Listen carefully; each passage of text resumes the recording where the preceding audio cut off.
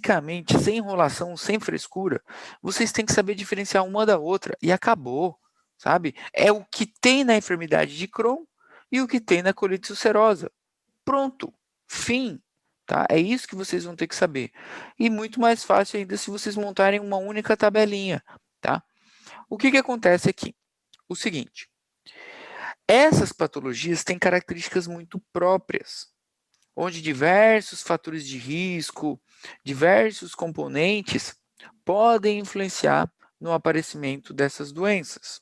Primeiramente, o seguinte, sobre a fisiopatologia, vou trazer as duas em conjunto, tá? A fisiopatologia da enfermidade de Crohn e da colite ulcerativa não é bem conhecida até hoje. Então, ninguém sabe certinho qual é o mecanismo que influencia nessas inflamações aqui. Ninguém sabe o que acontece. Tem algumas teorias, acredita numa coisa ou outra, tá? Mas o que vocês podem separar para essa patogenia, então? Que teoria, que influência pode ser relacionada? Primeiramente, o seguinte, fatores genéticos podem estar relacionados. Como assim fator genético? O que vocês entendem por fator genético? Mutação de algum gene? Mutação de algum gene. Pronto, certo? Então, poxa, eu quero alguma teoria. Cara, eu tenho um fator genético. Como assim fator genético? Mutação de algum gene. Eu não sei qual gene é, mas tem mutação de algum gene. Então, você já tem a primeira explicação aí. O que pode causar essas enfermidades inflamatórias intestinais? Ninguém sabe, mas vocês podem saber, que é justamente mutação de algum gene. Gene esse chamado de NOD2 para a enfermidade de Crohn. Esse é o principal para ela, NOD2.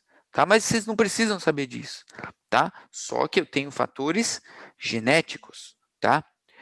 E o que mais poderia vir como um fator genético, além de mutação de um gene? O que mais vocês pensariam? Fator genético. O que representa essa palavra para vocês? Genética. Má formação? Má formação, alguma coisa congênita, né? Beleza. Ou algo hereditário, como o João acabou de falar. Então, a questão do hereditário também tem muita relevância aqui. Essas patologias, gente, elas não são, ou pelo menos não têm comprovação ainda, de serem de transmissão, vamos dizer assim, hereditária. Tá? Mas é algo muito controverso, porque ao mesmo tempo tem uma relação dela com um parentesco de primeiro grau. Então, por mais que não tenha essa mutação hereditária, certo? Não é hereditária, só que um dos fatores de risco é um parentesco de primeiro grau. Tipo assim, o teu pai ou tua mãe teve colite ulcerativa, enfermidade de Crohn, então você pode ter, tá? Então é um fator de risco aí com esse parentesco, tá? E alguns grupos populacionais, como os judeus, né? Então tem um grupo específico de judeus que são os askenázies, que são lá do leste da Europa, que eles têm uma tendência maior a ter enfermidades inflamatórias intestinais. Não, depois eu vou falar de fatores ambientais, mas como fatores genéticos são esses. Tá? Então, resumindo, fator genético, mutações genéticas, como vocês falaram, esse parentesco aí de primeiro grau, tá? E a questão aí dos judeus askenazes, mas isso daí vocês não precisam saber, tá? Não tem muita influência no nosso meio, tá bom? Então, pode ser que essas informações expliquem o aparecimento dessas patologias. Outra, eu acho que alguém comentou alguma coisa aí de imuno, alguma coisa. Alguém lembra? Alguém falou aí? Imuno, não sei o quê, alguém? Comentei a perda da tolerância, mas não sei se é isso. Perda da tolerância. Então, a gente também pode comentar isso agora. Então, fatores genéticos, já falei. Então, eu tenho agora mecanismos imunológicos, que também ninguém sabe ao certo, certo? Muitas pessoas, às vezes, comentam, a enfermidade de Crohn é autoimune, a colite ulcerativa é autoimune, é tudo autoimune mesmo, a causa é autoimune, mas ninguém sabe direito, certo? Então, eu tenho mecanismos imunológicos que atuam aí, como, por exemplo, o quê? Uma atividade aumentada, uma atividade exagerada de linfócitos T, certo? Pelo que o Wellington falou aí, um mecanismo aí perdeu a tolerância, ou seja, uma desregulação, certo?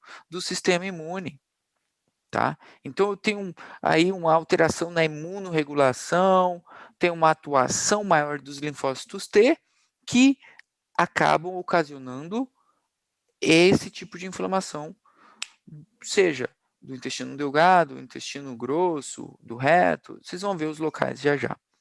Eu sei que tem uma desregulação e que eu tenho uma atividade aumentada dos linfócitos T, tá? Eu espero que vocês estejam pegando. Então, isso aqui gera muita dúvida, porque ninguém entende de onde que está vindo. Mas agora vocês já estão entendendo. Tem fatores genéticos e os mecanismos aí imunológicos, pronto, um mecanismo imune, tá? Um outro fator que chama a atenção, agora esse é do convívio, e esse vocês podem muito bem responder. Fatores ambientais. Fatores ambientais, como por exemplo, o quê? O tabaco. Embutidos. Isso, aí vocês pegaram o embutido do estômago de novo, né, seus vida louca. O tabaco, que o Vitor Hugo acabou de falar. Gente, aqui vai ser o único momento da vida de vocês, tá? Que é claro que vocês não vão fazer isso, tá? Claro que vocês não vão fazer isso. Só o House pode fazer isso. Onde o tabaco faz bem pro paciente de vocês. Então aqui o fator de risco, o tabaco é o herói da história, pela primeira vez. Então, tem um episódio, até o vídeo que eu separei para vocês aqui, é um vídeo do episódio do House, que ele receita para o paciente dele fumar cigarro, porque ele tem uma colite ulcerativa, tá? Se der certo para eu colocar o vídeo, vocês vão ver, tá? Então, o tabaco entra como fator protetor da colites, tá? Não da enfermidade de Crohn. Na enfermidade de Crohn ele faz mal. Então, o Vitor Hugo respondeu o tabaco para a enfermidade de Crohn. A colites ele não é de risco, não. Só mais um, falem aí, mais um. O que vocês pensam? Mais um. Falamos do tabaco, com uma controvérsia, da alimentação. Pensem, ambiente.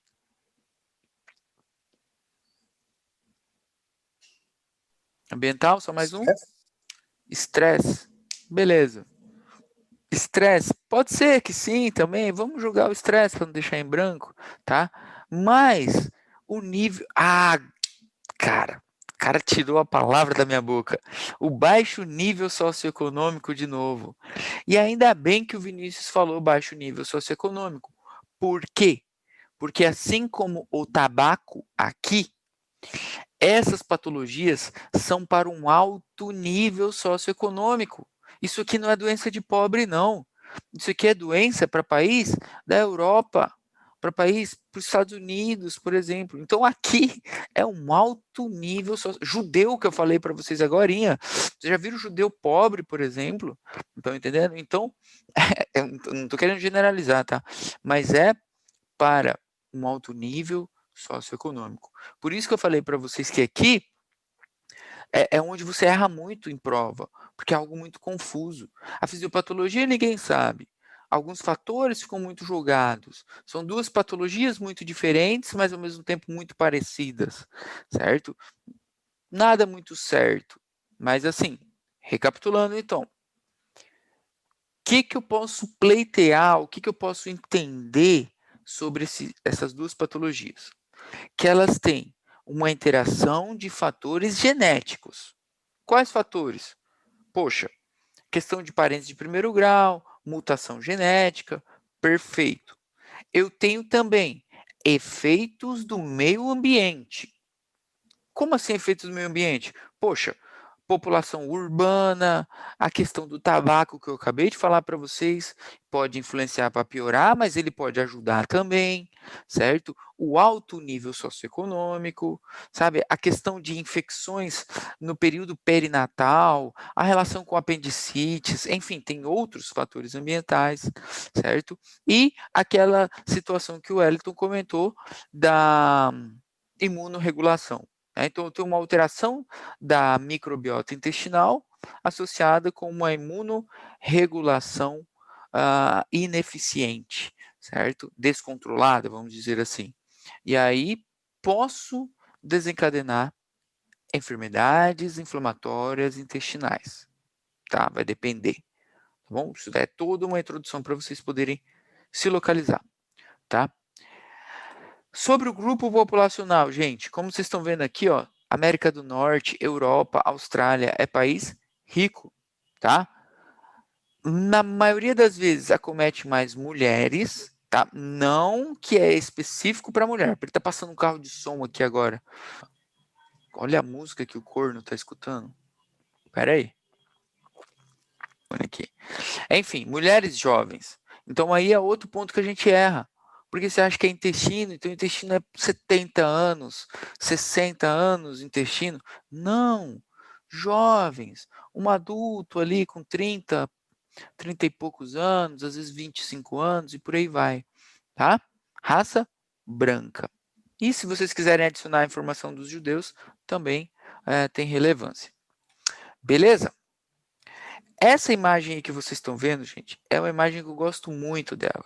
Ela é do Robbins. E basicamente, vocês vão ver que no final da aula, tá tudo aqui. Tá tudo nesse quadradinho bem aqui, certo? Só que vocês não veem ainda, vocês não conseguem visualizar ainda as informações, porque vocês meio que não sabem ainda. Mas vocês vão ver que no final vai fazer todo sentido esse desenho, tá? Vamos lá, então. De quem vamos falar primeiro? Vamos falar, a princípio, da enfermidade de Crohn, tá? O que eu falo para vocês? Que vocês devem pegar palavras-chave, tá? Senão vocês vão se matar. E a primeira palavra-chave da enfermidade de Crohn que vocês devem pegar é o seguinte. Não palavra, tá? Não tão ao pé da letra. Tópicos, vamos dizer assim, tá? Que a enfermidade de Crohn, gente, afeta qualquer área do tubo digestivo. O que isso quer dizer para vocês? Uma frase que fala qualquer área do tubo digestivo. O que isso quer dizer para vocês? O que vocês acham? Dolor en lugares dispersos. Dolor no El lugar abdomen. do abdômen, perfeito. O que mais? Vai da boca ao ânus. Qualquer parte, isso, perfeito. Então vamos juntar as informações de todo mundo. Não tem tropismo por alguma área específica, como a Cindy falou, como a Fábio tinha falado, não tem assim um lugar específico do abdômen também, e o Jonas falou qualquer parte, e alguém falou no áudio aí que eu não vi o nome também, desculpa, se foi o Carlos, vai da boca ao ânus. Então é essa a afetação. Qualquer área do tubo digestivo significa, pode afetar desde a boca, com algumas aftas, inclusive, até o ânus. Tá? Então, vai todo o tubo digestivo. Eu posso ter enfermidade de Crohn no esôfago, por exemplo. Posso ter na boca, posso ter no íleon, posso ter no cólon, e todo o tubo digestivo. E essa é a primeira diferença para vocês, porque vocês vão ver que a retocolites, olha o nome da outra doença, ó, retocolites. Você já começa a entender, ó, retocolites, ela vai afetar só o reto e o cólon, tá? E a enfermidade de Crohn afeta completo, todo, tá? Desde a boca ao ânus, tá? E aí você pode perguntar assim, cara, mas desde a boca ao ânus, mas não tem um lugar assim que afeta mais, como a Cindy estava comentando aí? Sim, tá? A enfermidade de Crohn tem uma predisposição, vamos dizer assim, tem uma afetação maior pelo intestino delgado, tá? Então ela gosta de aparecer mais no intestino delgado, ou seja, 75% da enfermidade de Crohn, ela assenta sob o intestino delgado, tá bom? Lembrando que ela pode afetar desde a boca até o ânus, mas 75% dos casos ela vai acometer o intestino delgado. E aí a Bruna fala assim, tá, beleza, mas o intestino delgado é gigante. Tem duodeno, tem jejum e tem íleon. Tem alguma predisposição por esses três também? Tem, galera. pelo íleon, tá? Então, a enfermidade de Crohn, como vocês estão vendo aqui, ó, íleon terminal, estão vendo? Então, ela tem uma preferência maior pela porção do íleon terminal. Tanto é que ela também se chama ileite. Então, quando vocês escutarem falar de ileite, lembrem da enfermidade de Crohn, tá? Então, ileite terminal pode ser o nome dela. Por quê? Porque desses 75% do intestino delgado, 90% é o acometimento do íleon, tá? É uma ileite, tá? Então, todo mundo pegando? Estou anotando aí tudo, né? Beleza? Ninguém vai falar isso daí para vocês. O que mais? Então, primeiro fato marcante é esse, o local. Segundo, o tipo da lesão.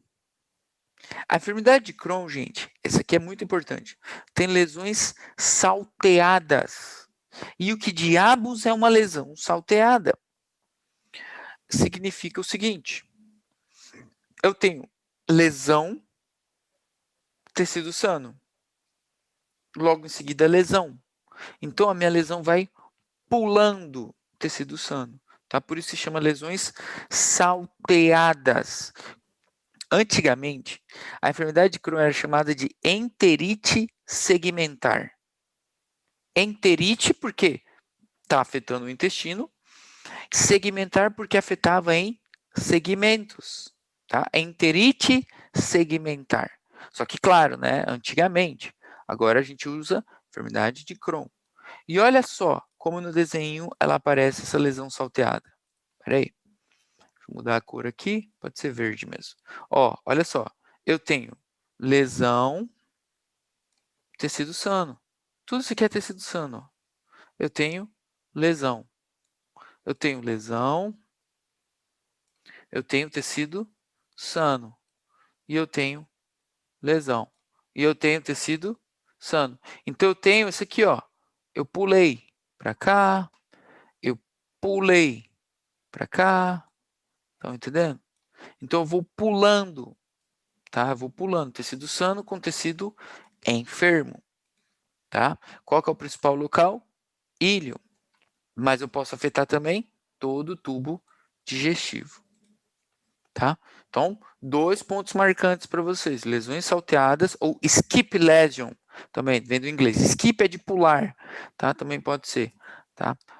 Tanto faz, tá? Tá pulando, tá? Outra informação importante, descontínua. O que é algo descontínuo?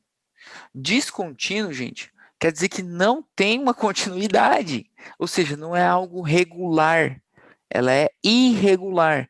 Por que irregular? Por que descontínuo? Uai, porque olha só, vamos supor que eu tenho aqui, Crohn, contínuo, contínuo, contínuo, opa, parou, cadê? Parou. Então, é descontínuo. Ou eu tenho aqui, como vocês estão vendo. E aí, descontinuei o meu traçado. Estão entendendo? Então, é uma lesão descontínua, salteada, certo? Que afeta todo o tubo digestivo. Pronto. Tá? E essa informação aqui vai ser importantíssima para a microscopia de vocês. Ela é transmural. E o que era transmural? Afecta todas las paredes. Afeta toda a parede, ou seja, toda a túnica. Então, ela pode afetar, voltando lá para a nossa parte histológica, mucosa, submucosa, muscular e serosa. É Crohn que é transmural. E se vocês pegarem bonitinho Crohn, vocês já entenderam que a colites vai ser meio que o contrário, certo? Então, se Crohn, eu estou falando para vocês que é transmural, é toda a parede, certo? Colites, gente, não. Colites vai ser só a mucosa, por exemplo, tá? Então, olha a diferença. Se tu souber um, você vai saber os dois. E se você não souber um, você não vai saber os dois. É assim que funciona, tá? Vamos continuar. Seguindo aquela nossa sequência de aprendizado. Então, separamos essas palavras-chave, tá? Todo tubo digestivo, salteado, descontínuo, transmural, certo? E vamos falar um pouco, fator de risco eu já comentei para vocês, tá? Aqui o tabaco entra como fator de risco, tá? Vamos falar, fator de risco, tabaco, tá? Fatores genéticos, a questão da imunorregulação, que eu também já comentei, tá? O quadro clínico, o que esse paciente vai sentir? O seguinte, pessoal, é um quadro clínico muito inespecífico, porque, como vocês viram, depende de onde está sendo afetado. E qual que é o principal local de afetação? O íleon. Qual que é a função do íleon? E determinal, né? Qual a função? Para que serve? Absorção. Então, aí começo a entender também, tá? O meu quadro clínico, tá? Vamos lá. Esse quadro clínico, vocês podem dividir ele no seguinte. Aí vocês vão entender já já com a característica macro. Nós vamos ter sintomas inflamatórios, e isso é bom vocês escreverem, mas só para vocês se organizarem, tá? Eu vou ter sintomas inflamatórios, certo? E aí fica fácil de entender. O cara está com inflamação. Eu tenho sintomas fibroestenóticos, quer dizer que vai ter uma estenose. Já vocês vão entender que a luz vai diminuir, certo? E eu vou ter sintomas fistulizantes. Posso fazer fístulas, uma comunicação entre um órgão e outro, entre um órgão e a parede abdominal, por exemplo. Tá? Então, tenho esses sintomas: inflamatório, fibroestenóticos e fistulizantes. Tá? E, porra, eu não sei o que diabos é isso. Quer dizer o que isso? Quer dizer o seguinte: o que vocês acham que o paciente tem com sintomas inflamatórios? O que você acha que esse cara sente? Esse cara, não, essa mulher sente. Dolor. Febre. Dolor abdominal, boa. Febre, pronto. Então, entra dentro de sintomas inflamatórios. Febre, inflamação, um signo sistêmico, inclusive, certo? Dor abdominal, por que não? Aquela famosa perda de peso, certo? Isso aqui é crônico, tá? Perda de peso. Por quê? Porque não absorve. Tem problema na absorção, certo? Eu não sei onde, mas tem, tá? Então, tá aí. Sintomas inflamatórios. Uma febre baixa, mas é febre, tá? Nos sintomas que eu estava falando, fibroestenóticos, fibroestenótico, quer dizer que eu vou fazer uma fibrose e minha luz vai fechar. Pensa um pouco, a luz do intestino fechando. Que sintoma o teu paciente pode ter? Refluxo? Refluxo, vamos lá. Refluxo, vômito, pronto. Por quê? Se o intestino está fechado, o conteúdo tem que sair para algum lugar. Então, querendo ou não, que ele falou refluxo, vômito, o paciente pode estar consultando por vômitos. Aí já associa com febre, perda de peso, dor abdominal. Entendeu? Como tudo faz sentido, a gente vai juntando os sintomas, certo? Ou, tipo, cara, tá fechado o intestino, o músculo tá querendo empurrar. Então, o paciente tem cólica, tem uma distensão, porque o músculo que está para trás dessa estenose vai se distendendo, certo? Então, posso ter uma distensão, uma retenção de gases também, de fezes, vômitos, né? O nosso sintoma aí, tipo uma constipação, isso aí mesmo, Amanda, isso aí mesmo. Isso, perfeito. Então, são sintomas fibroestenóticos. E os sintomas fistulizantes, basicamente, é devido à formação de uma fístula. E a fístula, gente, é uma comunicação anômala, certo? Uma comunicação, não vou falar alternativa, mas anormal, certo? Entre um órgão e outro. Tipo, comuniquei o intestino com o estômago, comuniquei o intestino com a bexiga. Imagina ficar mandando conteúdo fecal para a bexiga. Ou comuniquei o intestino com a própria pele. Então, posso fazer uma fístula enterocutânea, por exemplo. certo? Mas aí depende muito do estágio da patologia. Mas esses são os sintomas. E vocês vão vendo que começa a fazer sentido, tá? Aqui tem antes de eu entrar na macro e micro, vamos falar só uma coisinha aqui. Porque vocês já perceberam que se eu faço um buraco, eu posso ter uma perfuração. Ainda mais que é transmural. Posso ter uma estenose, né? Acabei de falar para vocês, pode fechar toda a luz. Complicação também, algo perigoso. E o câncer? O que vocês acham? Não falei nada de câncer ainda. Enfermidade de Crohn causa câncer ou não? Eu acredito que sim. Sim. Vamos colocar que sim também, né? Porque eu não sei, então esse negócio ruim aí deve causar. Sim, realmente, sim. Só que olhem essa frase aqui, ó. Potencial maligno menor. Potencial maligno significa realmente que ela pode causar câncer, certo? Só que menor quer dizer o quê? Que entre colite ulcerativa e enfermidade de Crohn, quem tem mais chance de causar um câncer é a colites. Porque a Crohn está aqui, ó, potencial de se tornar maligno menor. Menor que quem? Que a colites. Então, é uma patologia inflamatória crônica, só que tem, em relação com a colites, menos chances de causar um câncer. Viu? Essa informação é importante, tá? E a questão de má resposta à cirurgia. Por que má resposta à cirurgia? Pensem, em 10 segundos vocês respondem. Por quê? Porque ela pode afetar outro lugar e vai ter que tirar o intestino inteiro, o tubo digestivo inteiro. Aí, cara, tá vendo como que o meu intuito com vocês é fazer vocês pensarem e vocês não percebem o tanto que vocês já evoluíram desde o começo desse ano.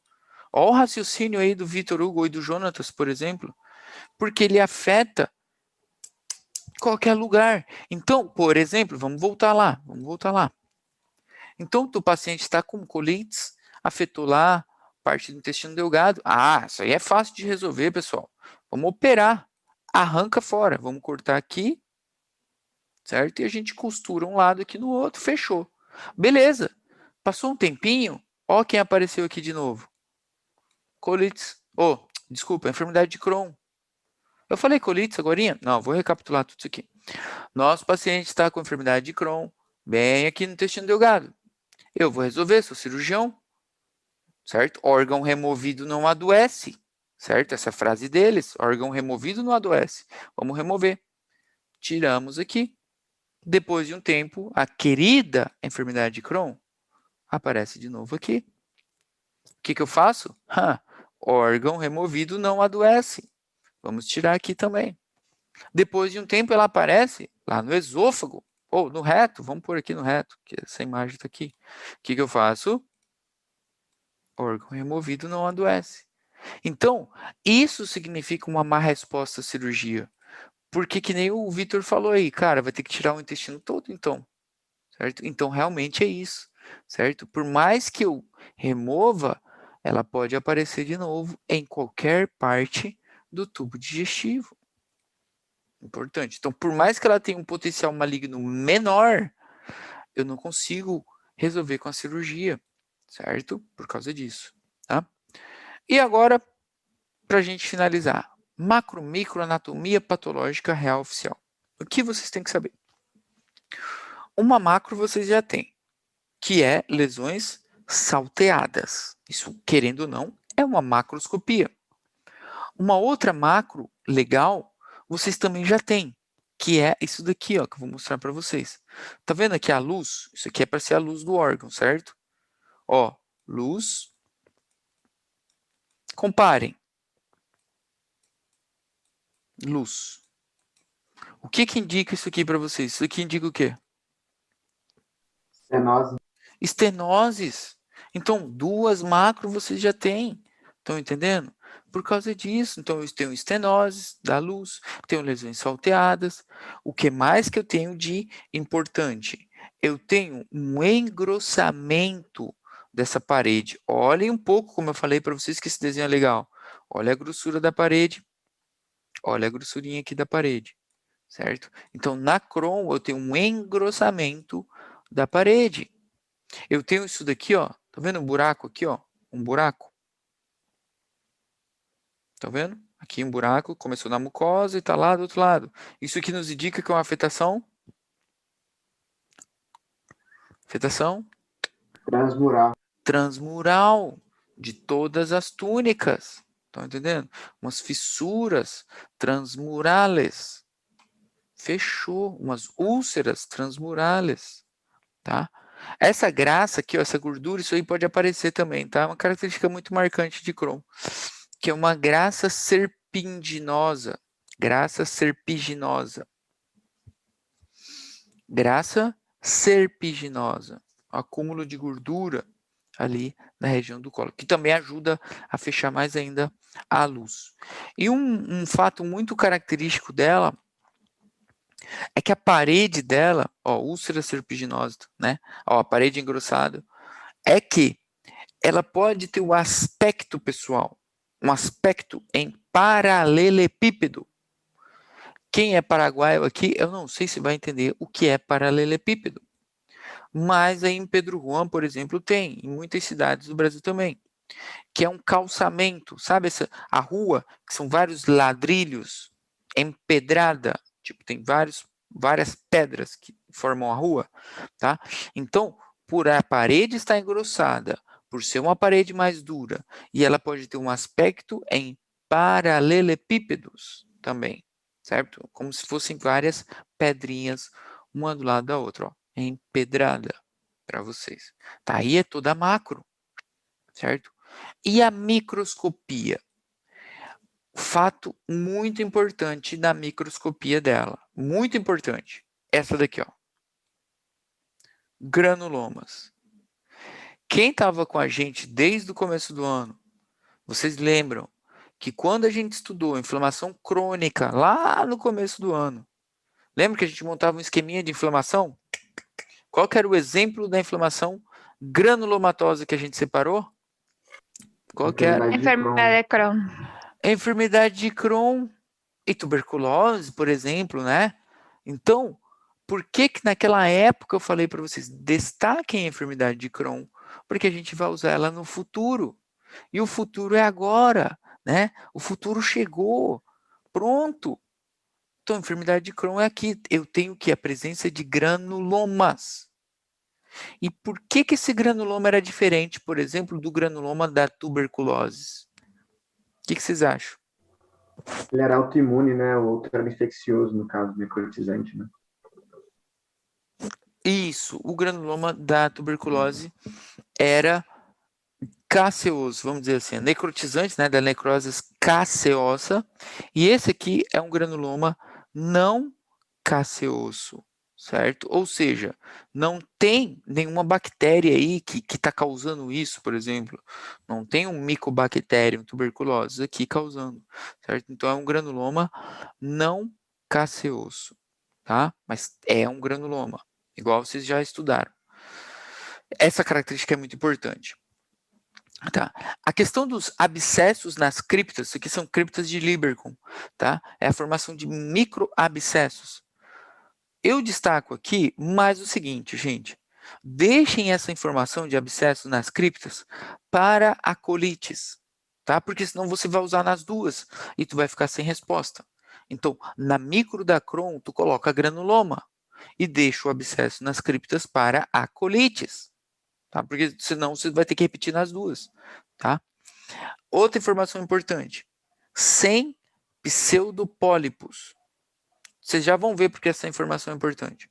Por quê? Na colites vai ter pseudopólipos, vão ter os pseudopólipos. Então aqui é uma forma de negar, tá? Então se eu não tenho pseudopólipos, provável que seja enfermidade de Crohn. Tá? Mas o que é mais importante, então, Jesus? Granulomas. Tá? E, claro, se é uma inflamação transmural, então, na própria microscopia aqui, eu posso relatar isso. Inflamação transmural.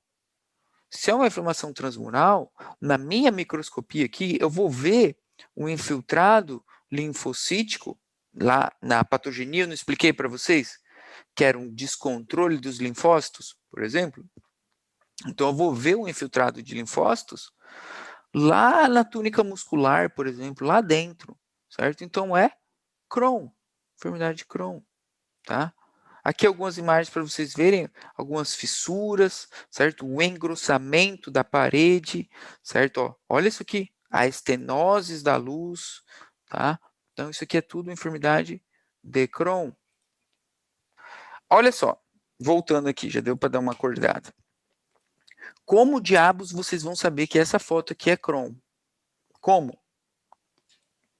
Falem aí, o que vocês estão vendo aí que chama a atenção? Infiltrado de linfocito. Onde? El granuloma ahí. Granuloma? É, tá difícil ver um granuloma aqui, tá longe, não sei onde. Ah, no, acá en el otro, acá. Essa Essa. aqui, eu tô falando essa aqui. Ah, por la afectación transmural. Pela afetação Todas las transmural. Isso, então, ó, querendo ou não, o que que é isso aqui, gente? Ó, folículo linfoideo, lá embaixo. Pode parar, olha aqui, entrando, o infiltrado inflamatório entrando, certo? A mucosa eu nem comento, né? Porque a mucosa está aqui toda inflamada, tá? O engrossamento, legal, engrossamento, beleza. Então, é bater o olho, gente, vocês vão ver nódulos linfáticos lá embaixo. E outra, lembra que eu falei para vocês que tinha uma gordura em volta, um engrossamento? Olha isso aqui, ó. Esse branco todo aqui, o que é isso aqui? Tecido adiposo. Estão entendendo? É aquela graça lá que eu falei para vocês, aquela gordura, tá? Essa imagem aqui do lado. Poxa, pelo amor de Deus, não lembrar o que é isso aqui mais? Célula gigante multinucleada? Isso aqui, granuloma. Quem que tem granuloma? Crohn. Então, enfermidade de Crohn, tá? Aqui de novo, ó, engrossamento da parede, estreitamento da luz. E olha que interessante essa foto aqui verde do Atlas.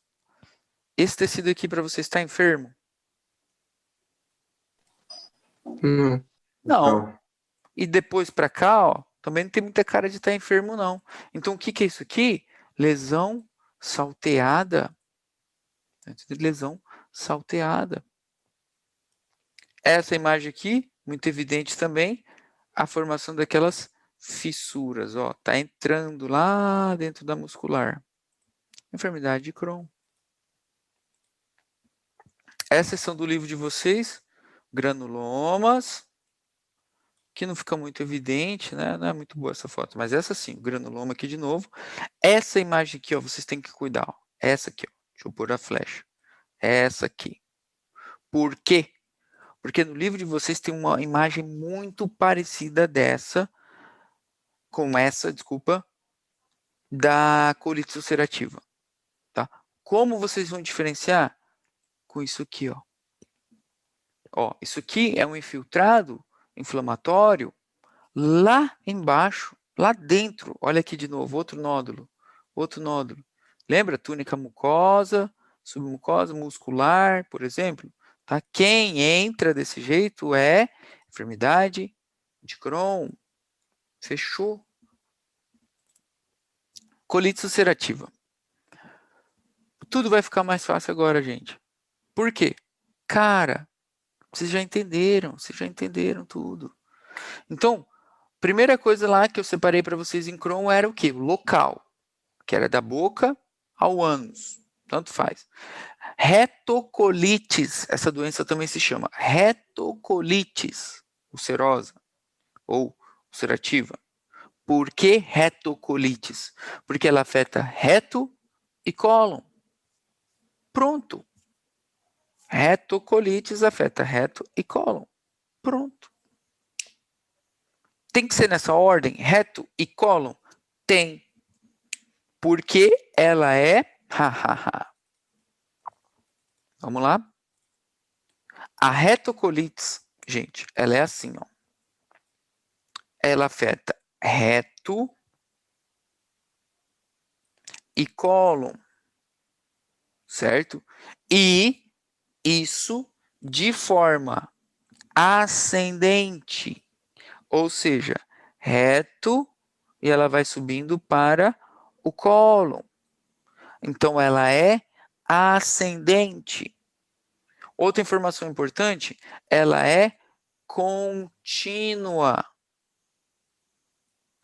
Lembra que a enfermidade de Crohn era descontínua, salteada, assimétrica, certo? Aqui nós temos uma patologia que é contínua, ascendente, por aqui, ascendente, certo? O que mais que ela é? Contínua, ascendente, simétrica. Por que simétrica? Uai, porque ela está subindo, crescendo, bonitinho, certo? E ela afeta reto, rectocolites. Pronto, já era, galera. Acertaram tudo, tá? Então, reto, cólon, de forma contínua, ascendente e simétrica. Ah, ela pode afetar lá o íleon terminal? Não, porque é retocolites, certo? E, vamos lá. O que eu separo de característica para ela? Cadê? Aqui. Fator de risco para a retocolite ulcerativa.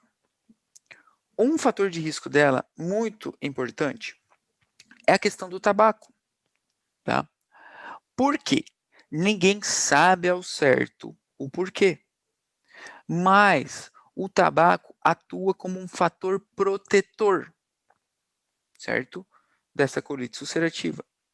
Como assim um fator protetor, meu Deus? Porque eu não quero ter esse negócio, eu vou fumar. Agora sim, eu justifico que eu fumo. Beleza. Não é assim, gente. Não é assim, ó. Eu tenho colite ulcerativa, eu vou fumar. E aí vou melhorar. Não. O que eles descobriram foi que pacientes que eram fumantes, quando deixavam de fumar, desenvolviam colite ulcerativa. Então era o abandono, ou seja, o tabaco estava protegendo ele. Ele tinha todos aqueles fatores que a gente viu no começo da aula, né? Aquela atividade imune desregulada, fatores genéticos, etc. Quem estava protegendo ela, a nossa paciente, era o tabaco. Quando ela deixou de fumar, ela teve a colite. Então ele atuava como um fator protetor. Só que aí, porra, beleza? Então vai ter colites, só que continua fumando, ela vai ter câncer de mama, câncer de pulmão, câncer de ovário, câncer de laringe, câncer de boca, câncer de pele, câncer do fio do cabelo.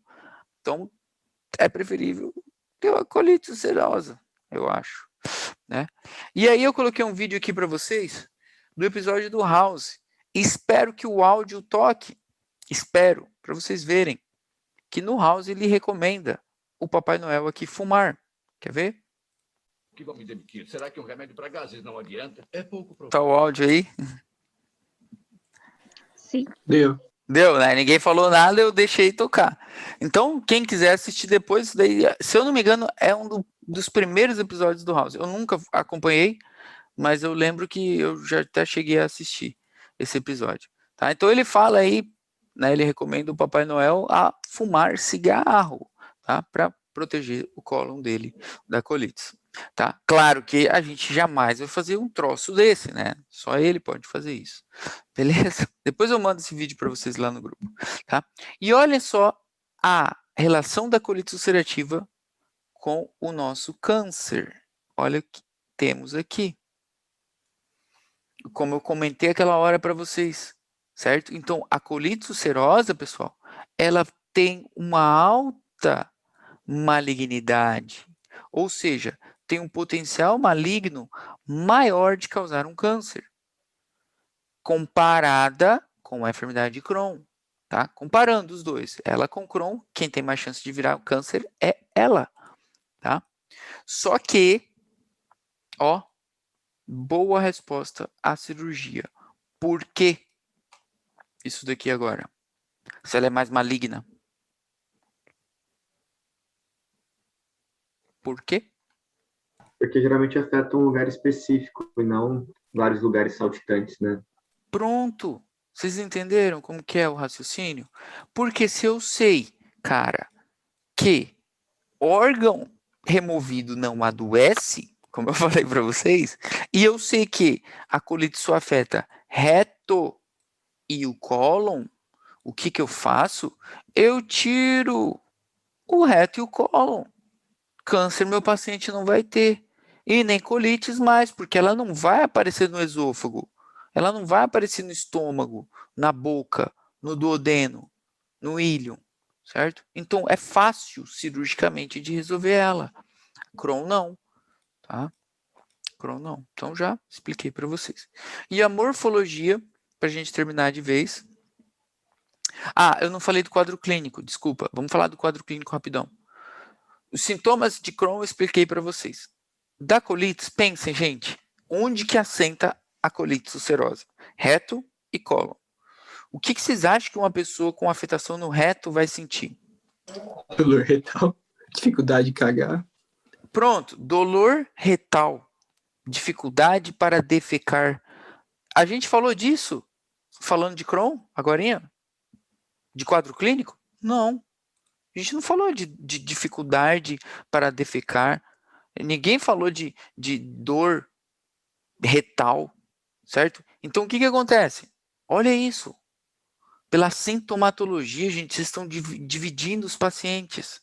Então, eu não preciso tacar exame feito um louco, retardado, e nem descobrir o que estava acontecendo, certo? Então, realmente, são esses sintomas. Então, eu tenho que pensar assim, ó.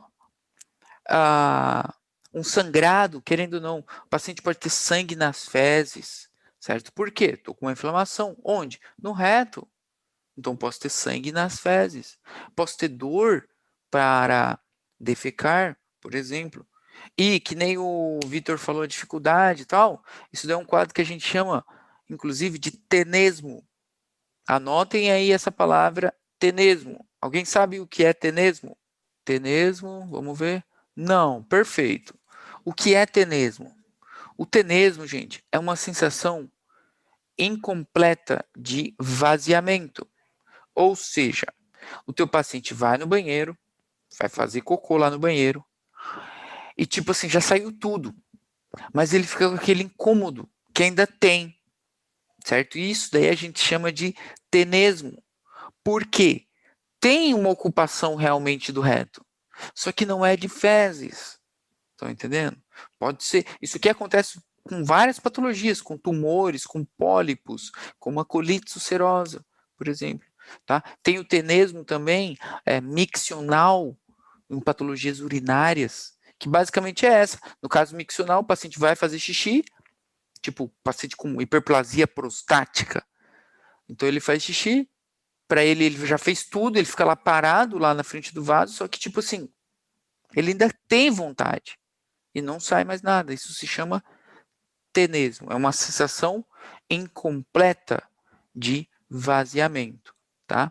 Então, de patologias retais também aparece, tá? Uma diarreia aqui, só que essa diarreia, eu falei de diarreia lá atrás, né? Só que essa diarreia aqui, gente, é uma diarreia mucoide, ou seja, é uma pseudodiarreia, às vezes. Ó, tá aqui, ó. Diarreia com sangue, como eu falei para vocês, ou com material mucoide. É uma pseudodiarreia. Por que esse material mucoide? Porque o organismo do paciente de vocês, numa tentativa de facilitar a expulsão dessas fezes, secreta mais muco para dar uma lubrificada e tal. E aí, esse muco em excesso é eliminado. Então, às vezes, o paciente acha que defecou, que teve uma diarreia, mas não, foi só muco, tá? Que ele eliminou, tá? Então, esse é o quadro clínico, é bem diferente também. Além do que a colites tem algumas manifestações extraintestinal, tá? Manifestações extraintestinais, como na pele, nas articulações e tal, mas pula, não se preocupa com isso. Para terminar, macro, micro e fim, the end. Segundou, vamos abrir uma cervejinha, que esquentou. Vamos voltar lá, para essa imagem. Macroscopicamente, o que chama a atenção de vocês aqui, de cara vocês já têm. Eu tenho uma fitação de reto e cólon. Essa é a minha macro, certo? Minha macro está aí. O que chama a atenção de vocês aqui? Sem saber macro e tal, o que chama a atenção? Olhando o desenho. Parece que aumentou. Perde a O mucosa, né? E aí Pare- tem uma úlcera, né? Parece que aumentou. Legal. Parece que aumentou a luz. Então, eu tive uma distensão, vamos dizer assim. Comparem a parede dos dois. Como que está a parede aqui na colitis? Comparem essa parede com essa parede. Como que está Né? em termos de grossura? Fina. Então, eu tenho uma parede delgada. Eu tenho um cólon, pode ser do cólon também. Eu tenho uma distensão dessa luz, parede delgada, a fitação do cólon, do reto. Eu tenho aqui os pseudopólipos, certo? Que nada mais é do que o seguinte: como eu tenho inflamação, eu tenho um edemazinho da região. E do lado eu já tenho meio que um tecido que não está inflamado ainda. E outro inflamado. Então vai me dando esse aspecto de um pólipo, tá? Mas na verdade não é um pólipo. É só devido àquele edema, tá? Então é um pseudopólipo, tá? Pseudopólipo. Beleza, vamos ver na imagem lá. Então, ó, como eu falei, lesão contínua, luz dilatada, pseudopólipos, parede fina, sem crise. E na microscopia, gente, importante o seguinte: a inflamação está limitada à túnica mucosa, tá? Em raras ocasiões, ela passa um pouquinho para a submucosa, tá? Mas geralmente ela está ali, ó, só na mucosa. Crohn, puta, toda a parede, certo? A gente falou de fístula aqui na colitis em algum momento? Não. Ninguém falou de fístula. Falamos de estenose da luz? Não. Então, estenose, fístula é Crohn, tá? Aqui o que a gente tem? Pseudopólipos. Falamos de granuloma em colitis na micro? Que granuloma o quê? Eu não sou louco. O granuloma é Crohn. Aqui, então, na nossa micro, vamos falar o quê? Abscesso nas criptas. Por isso eu falei para vocês guardarem os abscessos nas criptas para cá, para colites, tá? Então deixa abscesso nas criptas. E qual que é a outra micro importante? Inflamação ou um infiltrado mononuclear limitado à mucosa. Essa é a nossa micro. Quero caprichar? Posso negar a presença de granulomas, certo? A ausência de granulomas, tá? Onde temos uma inflamação contínua, ascendente, certo? Simétrica. Esse é o vídeo. E aqui algumas fotos. Essa foto aqui, ó, que eu falei para vocês que é muito parecida com aquela de Crohn. Como vocês diferenciam as duas? Porque eu tenho uma fitação só da mucosa. Cadê aqueles nódulos aqui embaixo? Cadê? Cadê? Eu não estou vendo. Não tem. Então é colites por causa disso, tá? Por causa disso. Calma aí, deixa eu apagar aqui. E aqui, ó, essa imagem também é clássica, ó. Tem, ó, lesão até aqui, ó. De forma contínua, de forma simétrica, de forma ascendente. Quando for imagem de Crohn, vai aparecer zona lesão, tecido sano, lesão salteada, tá? E esses aqui são os pseudopólipos, gente, ó, como eu falei, é um inchaçozinho da mucosa.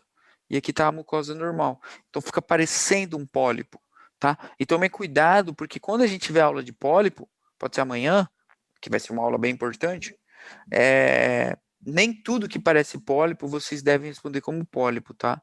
Aqui é a colites. Essa imagem aqui é muito boa, do Atlas. Ó, só mucosa, ó. Só mucosa. Olha aqui embaixo, tudo limpo, tá? Essa daqui também é do Atlas, né? Os pseudopólipos. Pseudopólipos. Abscesso nas criptas. Ó, abscesso em las criptas. Imagina pus, abscesso é juntar pus, né? Então, microabscessos nas criptas de Lieberkühn. E essa imagem, gente, me dá esse aspecto aqui de um pseudopólipo, onde eu tenho um infiltrado só aqui, ó, para cá para baixo não aparece infiltrado. E além do que eu nem consigo ver o restante das outras túnicas. Então só pode ser a colites. Nem está aparecendo o resto para mim. Então minha resposta é colites, retocolites ulcerativa. Então aqui eu tenho a diferença de enfermidade de Crohn para colites. Está tudo aqui. Nesse slide para vocês, gente. Nesse slide. Então, em uma folha vocês têm tudo agora, tá? Tenho quadro clínico, eu tenho macro, tenho micro, tenho tudo aí. Peraí. Sei lá, mutei a pessoa, porque eu sou tipo ditador. Tô brincando. Mutei porque eu acho que ela ligou sem querer o microfone.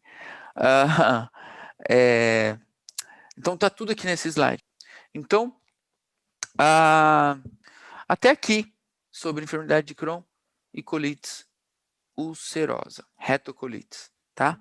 Não sei se, eu acho que na verdade vocês não devem ter nenhuma pergunta, mas se alguém tiver pode perguntar, se deu para entender, se foi de boa, né? Então eu acho que por hoje é só, pessoal, ficamos assim e hasta mañana. Gracias.